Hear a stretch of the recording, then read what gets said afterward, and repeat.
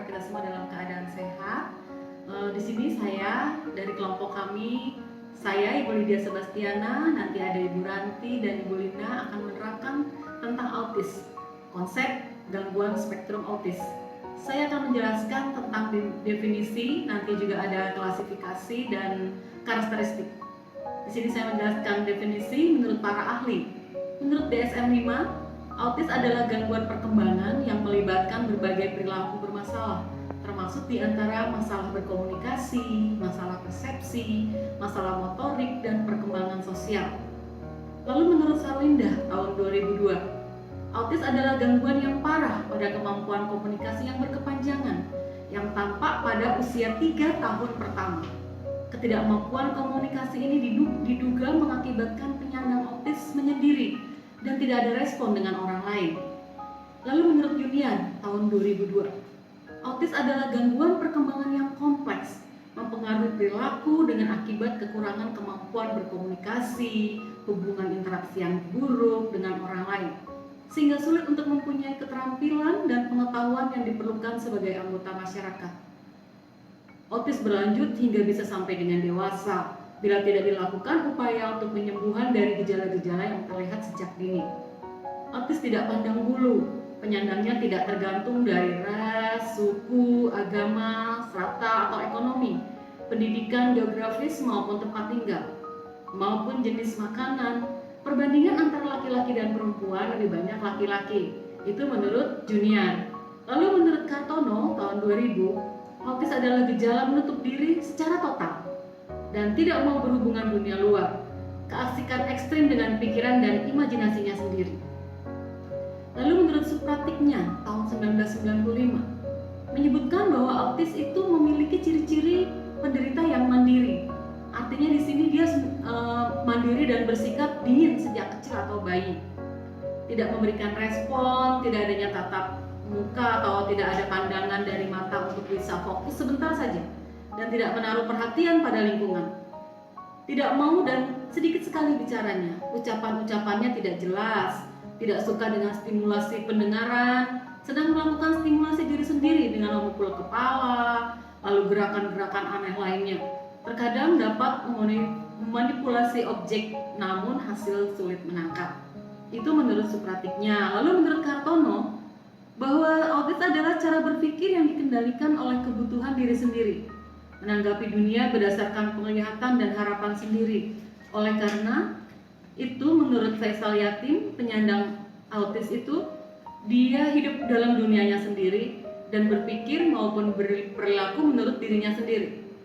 Lalu menurut Theo Peters tahun 2009 bahwa definisi autis itu mengumumkan bahwa autis itu merupakan gangguan perkembangan, gangguan pemahaman, gangguan pervasif, dan bukan suatu bentuk penyakit mental. Autis mempunyai gaya kognitif yang berbeda.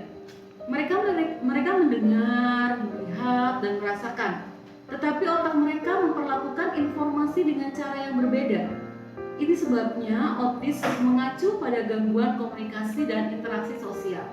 Lalu jadi kesimpulannya bahwa autis itu adalah gangguan neurologis yang terjadi setelah usia 3 tahun pertama, dengan sulitnya berkomunikasi, tatap mata yang tidak fokus, lalu kesulitan dalam bersosialisasi, kesulitan dalam berbahasa. Mereka hanya mengungkapkan kata-kata yang tidak kita mengerti, misalnya tata atau dada gitu. Tidak ada artinya dalam berkata-kata, dan itu walaupun dilatih perlahan sulit sekali sebenarnya untuk memfokuskan dia dalam berbahasa. Lalu dalam emosi itu mereka sedang tidak terkendali. Kadang-kadang mereka menyakiti dirinya sendiri dengan membentur-benturkan kepala, lalu juga menyakiti hati orang lain. Menyakiti orang lain misalnya juga dengan menarik, menjambak orang lain. Tapi kalau dalam motorik kasar mereka itu bagus. Mereka bisa menendang bola atau melewati titian, juga bisa bermain ayunan dan lainnya. Tapi untuk masalahnya adalah di motorik halus, ketika mereka harus menulis, ketika mereka harus menempel, itu mereka masih dalam kesulitan. Demikianlah definisi autis yang dapat saya terangkan pada siang hari ini.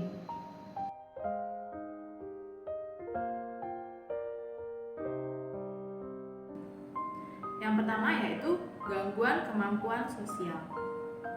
Gangguan kemampuan sosial anak ASD meliputi anak segera menoleh ketika namanya dipanggil. Anak kerap kali menghindari kontak mata dengan orang lain. Anak lebih suka bermain sendiri dan tidak mau berbagi sesuatu dengan orang lain. Anak mungkin berinteraksi, namun terbatas pada hal-hal tertentu yang diinginkan. Anak kesulitan mengekspresikan emosi dan memahami perasaan orang lain dengan baik. Yang kedua yaitu gangguan keterampilan berkomunikasi. Gangguan keterampilan berkomunikasi meliputi sering mengulang kata atau frasa berulang-ulang saat berbicara atau ekolalia. Kadang menjawab sesuatu yang tidak sesuai dengan pertanyaan yang diajukan. Saat berbicara, gerak tubuh kadang tidak mengikuti. Contohnya, mengucapkan selamat tinggal tanpa melambaikan tangan. Nada ketika berbicara datar atau terkesan seperti bernyanyi. Tidak mengerti lelucon yang diutarakan orang lain maupun melontarkannya sendiri. Tidak bisa memahami gerakan, bahasa tubuh, dan nada suara. Cenderung berbicara banyak mengenai sesuatu yang mereka sukai ketimbang mengimbangi percakapan dengan orang lain. Dan yang terakhir, sering berdiri atau berhadapan terlalu dekat dengan seseorang yang mengajaknya berbicara. Karakteristik yang berikutnya yaitu minat dan perilaku yang tidak biasa. Meliputi menyukai bagian tertentu dari suatu objek. Contohnya pada mobil, yaitu mereka hanya menyukai rodanya saja, atau pada kipas, anak tersebut hanya menyukai bagian benda yang berputar saja. Selanjutnya, sering mengulurkan sesuatu benda, sangat rapi dan terorganisir. Contohnya, menyusun mobil-mobilan. Selanjutnya, sering melakukan gerakan berulang dan melibatkan satu atau seluruh bagian tubuh. Melakukan suatu kegiatan berulang seperti mematikan dan menyalakan lampu. Merasa kegiatan yang dilakukan harus berjalan lancar dan rutin. Jika ada kegiatan lain yang tidak biasanya dilakukan, ia akan marah, kesal, atau menangis. Gejala lain yang mungkin terjadi: hiperaktif atau sangat aktif, dan kadang bertindak tanpa berpikir panjang. Mudah marah dan kadang melakukan hal yang bisa melukai diri sendiri. Sangat sensitif dengan berbagai hal, seperti bau, suara, atau rasa yang dianggap normal oleh orang lain.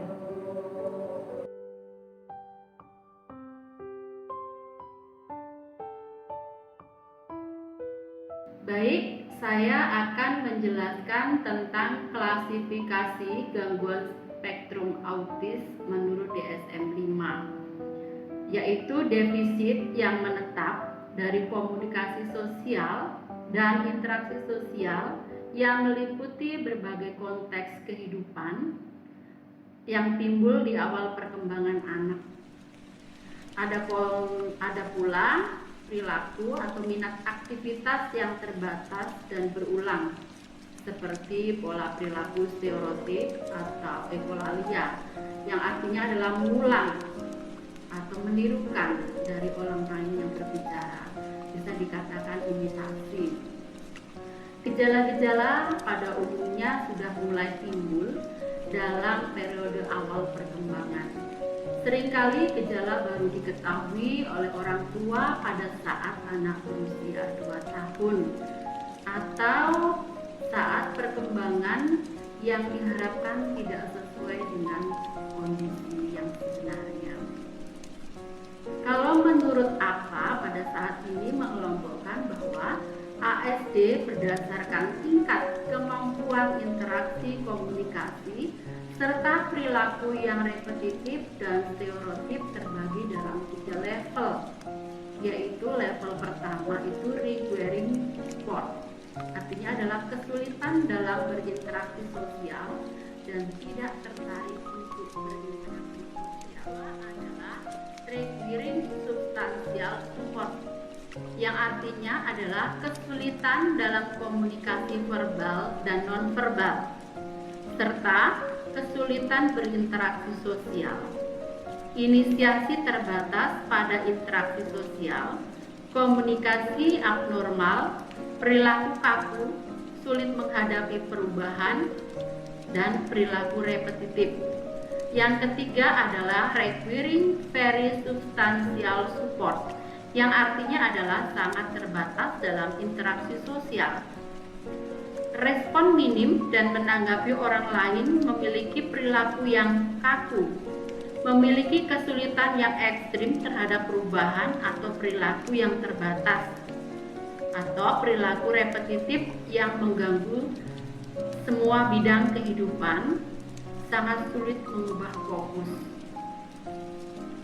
Sementara kalau menurut klasifikasi lama itu dibedakan 6, yaitu gangguan yang pertama itu adalah gangguan autistik, yang kedua adalah gangguan Asperger, yang ketiga adalah gangguan disintegratif masa kanak-kanak, yang keempat itu adalah Rett syndrome, yang kelima adalah PD-DINOS atau disebut autistic like, yang keenam adalah Savant syndrome. Bisa dijelaskan bahwa gangguan autistik adalah gangguan yang merujuk pada definisi yang dicetuskan oleh Leo Kanner pada tahun 1945 dengan ciri-ciri gangguan pada interaksi sosial, komunikasi, serta perilaku atau minat aktivitas yang repetitif dan stereotip. Gangguan tersebut muncul sebelum anak usia 3 tahun. Sementara gangguan Asperger adalah suatu gejala autisme di mana para penderitanya memiliki kesulitan dalam berkomunikasi dengan lingkungannya. Kebanyakan anak-anak didiagnosa menderita sindrom Asperger setelah berumur di atas 3 tahun. Rett syndrome ditemukan oleh Andreas Rett pada tahun 1966. Sindrom ini bersifat progresif. Perkembangan bayi akan normal sampai pada usia 5 bulan dan terjadi kemunduran pada lingkar kepala pada usia 5-48 bulan. Sindrom ini mengakibatkan penurunan kecepatan pertumbuhan, muncul pada usia 1-4 tahun. Disintegrasi pada anak-anak. Gangguan disintegrasi pada anak-anak dikenal sebagai sindrom Hiller, yaitu ditemukan oleh seorang pendidik di Australia namanya Thomas Hiller. Ia menjelaskan tentang gangguan disintegratif pada anak-anak tersebut sejak tahun 1908. Gangguan disintegratif adalah gangguan perkembangan pada masa kanak-kanak yang digolongkan dalam gangguan pervasif menurut pedoman pegolongan dan diagnosis gangguan jiwa PPDGJ dan DSM-5. Yang kelima adalah PD-DINOS atau autistic like. Seseorang didiagnosis PD-DINOS bila memiliki gangguan dalam keterampilan sosial atau ketidakmampuan untuk berinteraksi dengan orang lain, misalnya komunikasi verbal dan nonverbal. Yang keenam adalah Savant syndrome, kondisi di mana seseorang dengan gangguan perkembangan menunjukkan area kemampuan brilian yang tidak biasa. Namun sindrom Savant jarang terjadi. Mungkin hanya 1 dari 10 orang dengan gangguan autis yang memiliki kemampuan tersebut. Keterampilan Savant Syndrome muncul salah satu dari 6 bidang. 1. Menghitung kalender. 2. Menghitung kilat, matematika, seni menggambar atau mematung, musik, piano, gitar, kemampuan mekanik, dan keterampilan spesial. Beberapa orang menunjukkan kemampuan bahasa yang tidak biasa. Karakteristik Savant Syndrome terbagi menjadi 3 kelompok, yaitu splinter skill atau paling sering terjadi. Ini keterampilan dan menghafal secara obsesif. Misal musik, trivia, olahraga, menghafal nomor plat, peta, fakta sosial, sejarah, dan item yang tidak jelas seperti suara motor, penyedot debu. Yang kedua adalah talent savant, memiliki suatu talenta yang begitu berbakat dan dikembangkan secara obsesif. Yang ketiga adalah prodigious savant, itu memiliki kemampuan yang luar biasa, pada umumnya kemampuan secara spesifik, ajaib, dan jarang terjadi. Demikian penjelasan dari kelompok kami tentang konsep gangguan spektrum autis. Kepada Ibu Osi kami ucapkan banyak terima kasih dan semoga berkah.